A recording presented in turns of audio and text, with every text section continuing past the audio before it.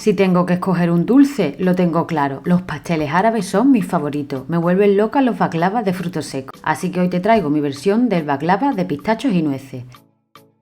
Un dulce que suelo preparar bastante a menudo por el éxito que tienen siempre. Así que empezamos.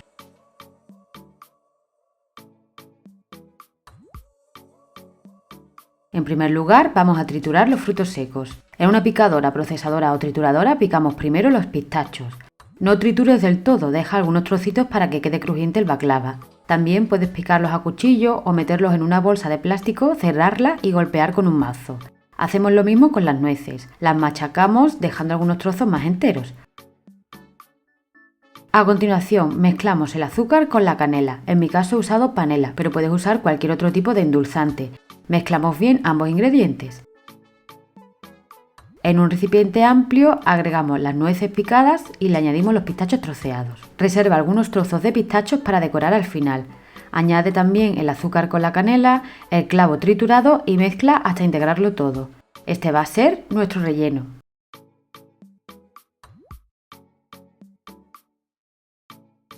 Derretimos la mantequilla. Para esta receta también puedes usar ghee, que no es más que la mantequilla clarificada. Puedes hacerlo en una olla, como he hecho yo, que también he aprovechado para clarificarla un poco, o puedes derretirla en el microondas en intervalos de 15 segundos para evitar que se queme y salpicotee todo. Cortamos las hojas de masa filo para adaptarlas al tamaño del recipiente donde vayamos a preparar el baklava. Yo he usado una fuente rectangular. Primero pintamos el fondo de la fuente con mantequilla derretida y colocamos una hoja de masa filo.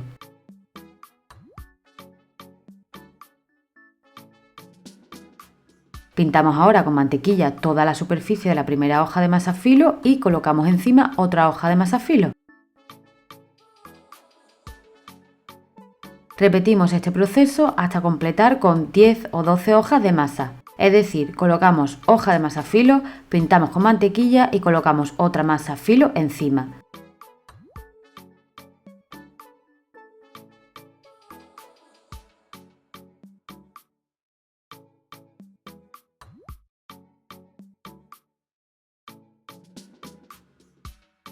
La última capa también debe estar engrasada con mantequilla. Cuando hayamos terminado de preparar la parte de abajo de nuestro pastel, vamos a colocar el relleno encima. Echamos los frutos secos y cubrimos bien todas las capas. La cantidad de frutos secos es un poco a gusto. Yo he usado bastante cantidad. Luego troceamos una hoja de masa filo y la agregamos por encima de forma desordenada. Esto le dará un punto extra de crujiente a nuestro dulce, aunque es totalmente opcional. Agregamos por encima del relleno un poco de mantequilla derretida y volvemos a repetir el proceso de colocar la masa filo, mantequilla y masa filo. Cubrimos con una primera hoja de masa el relleno, untamos con mantequilla y colocamos otra hoja de masa filo hasta colocar un total de unas 10 o 12 hojas de la pasta. Lo ideal es que la capa de abajo y la capa de arriba tengan la misma cantidad de hojas de masa filo. Otra opción es poner primero una capa de hojas de masa filo, echar la mitad del relleno, colocar una segunda capa de hojas de masa, otra encima del relleno y terminar con una tercera capa de hojas de masa filo. Y otra manera muy popular de encontrar este pastel es colocar 2 o 3 hojas de masa filo untadas con mantequilla, echar un poco de relleno y repetir este proceso las veces que se quiera, hasta tomar la altura que queramos para nuestro baklava. Una vez que hayamos terminado de colocar todas las hojas de masa filo, cortamos el baklava con un cuchillo afilado y teniendo cuidado, en forma cuadrada o forma de rombo, como tú prefieras. Precalentamos el horno a 180 grados o a 250 grados Fahrenheit y cuando esté caliente metemos nuestro baklava a mitad de horno, con calor por arriba y por abajo y dejamos que se haga por unos 25 o 30 minutos.